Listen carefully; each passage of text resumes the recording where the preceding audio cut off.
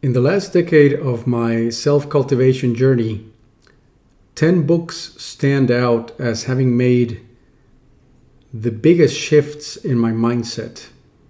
And following some comments and questions from the videos in the last couple of months, I wanted to share what those books are and do a bit of a walkthrough. It's going to be a little bit of a longer video than usual. This channel is Meditation Amsterdam. My name is Pablo. Today we get to review my top 10 books of the last decade. And I have to start with The Power of Now. I don't have a copy with me. I may have lost it in my last trip to the US when I was trying to reread it for the 11th time. And it is the book that I would recommend for anyone who's starting their spiritual journey.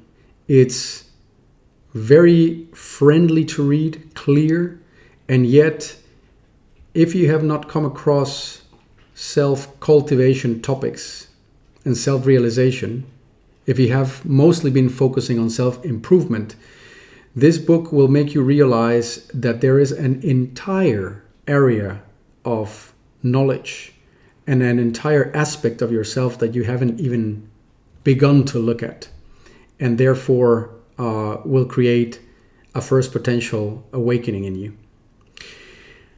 After that, I would recommend Mindsight by Daniel Siegel. So this would be number 2 on the list, and these are chronologically listed, by the way. This book created a couple of very interesting shifts for me. One of them is Siegel sets out to define mind by using mathematics and chaos theory. And what that does is it makes you understand the mind in a less mechanistic and linear way, less Aristotelian, if you will. He describes the mind as a complex system, which is what chaos theory is all about. And the second thing that this book does is it makes you understand your self-cultivation journey as a journey of integration of your nervous system. So he talks about horizontal integration between left and right, vertical integration towards your peripheral nervous system, and he also talks about integration with the environment, so that he defines mind in a very broad way, as a matter of fact. I'm not a huge fan of the term Mindsight, which he uses a lot and is in fact a kind of mushed around redefinition of concepts that have been around for hundreds and thousands of years. And yet it is scientifically based, and he's a long time practitioner of psychotherapy. So it's packed with handy examples of how Mindsight works and how integration therapy or integrative therapies work. And there goes my cat. Of course, had to happen right now, didn't it? And next off, we have the book Power versus Force by David Hawkins. When I read this book, I was not familiar with the work of David Hawkins. I later became a very, very big fan. And also the book Letting Go is a great book, but it didn't feature in my top 10. By the time I got there, this idea of letting go had already dawned. But the book Power versus Force is great because it makes you acquainted with a certain scale of consciousness, which provides you with a model or a framework to understand the idea that you can go through growing through different levels of consciousness and how certain emotions are related to those levels. And so the basic and most crude and unwholesome levels are characterized by guilt, for example. As you grow from there, you may have apathy, anger, then you have courage, then you have love, and so on. And he's a great writer. I would recommend it as a book that makes you realize that there is growth to be had, and that growth can be sense checked with a scale that may not be 100% correct and may not be the only model that you can follow. But once you know those levels, you can always sense check with yourself throughout the day where you are, because they are levels that grow, or rather you grow over these levels over time. But also you shift throughout the day between levels. And this is a great book to raise your awareness to that reality. As a fourth book, I would like to bring up The Hero's Journey. It is a book written about the life of Joseph Campbell. So it's not written by Joseph Campbell, but it's about Joseph Campbell, who wrote the book The Hero with 1,000 Faces. He was a college professor and a mythicist. And he was also fairly well versed in Jungian and Taoist philosophies. So that his contribution to my way of thinking is he discovered, or rather made the connection between myth and religion and our archetypal nature, our more, the deeper parts of our psyche that are archetypal in nature. And this book brought to bear the idea that myth is so powerful because it is jam-packed with psychoactive and numinous information, so that the characters in myth are archetypal in nature and therefore they pack a very big punch when it comes to conveying us information about our own nature. He inspired amazing works of art. He inspired, for example, George Lucas to create Star Wars, which is essentially a Taoist narrative that takes place in space. And it's therefore a very, very interesting book altogether when it comes to the more sort of the handshake between spirituality and psychology, which is the area of the archetypal stuff. After that follows a book in which I went very, very deep into Vedanta and non-duality, and that is I Am That by Nisargadatta Maharaj. It is a book that could create an enormous shift in your consciousness if you start to practice what he preaches, which is self-abidance or self-inquiry. Which is potentially the most direct method of self-realization. Doesn't make it an easy method, but it is very direct, and the book is full of conversations, translated conversations that Maharaj had at his ashram in India. Sometimes his examples are not very clear, and because he adapts his examples and his language and his depth to the person that he's speaking to, he goes back and forth in metaphors that don't always match. So I've had to read the book many, many times, but when it finally clicked, it made an enormous difference in my ability to do self-inquiry. And it matches very well with books that I read later down the line. After this book came a book that was recommended by my Tai Chi teacher as very crucial to understand, which is Mind Over Matter by Ming. The pieces of information that this book brought to me are twofold. On the one hand, Ming invites us to understand that the refinement of our consciousness through refining our perceptual abilities is possible, and opens to us a lifelong journey of perennial growth that we can follow, and that if we follow that, new vistas and new avenues and new realities open to us, which are unimaginable before we start that journey.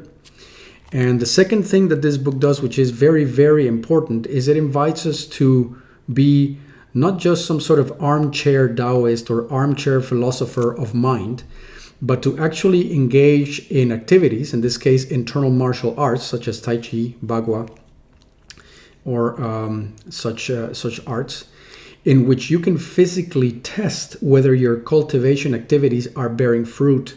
Because when you engage in these martial arts, you are not testing brute force or tactical stuff. You are testing the quality of your integration. And when that quality grows, you can show your skill in partner practice, so that you are not just theoretical about it. There's, theoretical Taoism and Buddhism and scholarship is so what, but here is where the rubber meets the road, and therefore this is an invaluable book, inviting you to do that, to be a practitioner of philosophy, or rather an embodied philosopher, which is what the East invites you to be, not an armchair philosopher. The Eastern philosophers practice their philosophy with their body. After that comes In Search of the Miraculous by P.D. Ouspensky. It is a book about G.I. Gurdjieff, an Armenian spiritualist of the late 19th century in Russia. Don't quote me on that date. I might have gotten that wrong, but he's it was a fair amount of decades ago, and I love this book because it is packed with teachings and quotes from Gurdjieff, who was a staunch realist when it comes to spirituality. He was shrewd. He was very down to earth in the amount of work that spirituality requires, the amount of sincerity, how confronting the work is, and so a lot of realism, the amount of effort that things take in the spiritual path. Something that I dislike about the book is that there are long passages about numerology and things about frequencies and things of that kind that I totally could not relate to in any practical or philosophical sense whatsoever. Although, if we look at them closely, they may be, onto something. I couldn't make much sense out of those. So you can just skip those, but it's full of really great information. Then comes The Secret of the Golden Flower. Unknown author. It is a profound method of meditation, perhaps the only true meditation that you can really speak of. It comes from the Northern Taoist school, and it is translated in this case by Thomas Cleary. If you're going to read this book, I invite you to pick this translation in order to do so. Because half the book is translation notes in which Thomas Cleary becomes a very heavy critic of one particular translation that came before him, which was responsible for Jung getting it all wrong. So Jung read The Secret of the Golden Flower, but the translation was done by someone who had no clue about Taoism, nor was a practitioner of Taoism, and therefore misled Jung in his understanding of things, and might have cost him his self-realization, no less.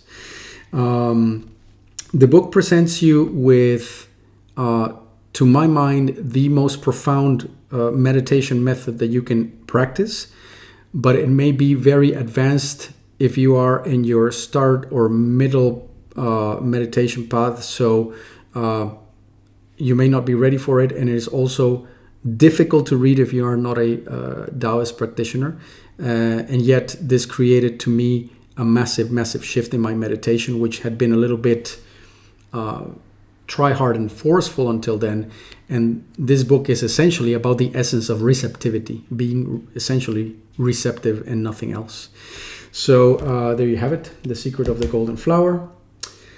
Second to last in the list for me is The Pearl Beyond Price, where I'm doing a book review at the moment in this channel. I've done 2 episodes of that.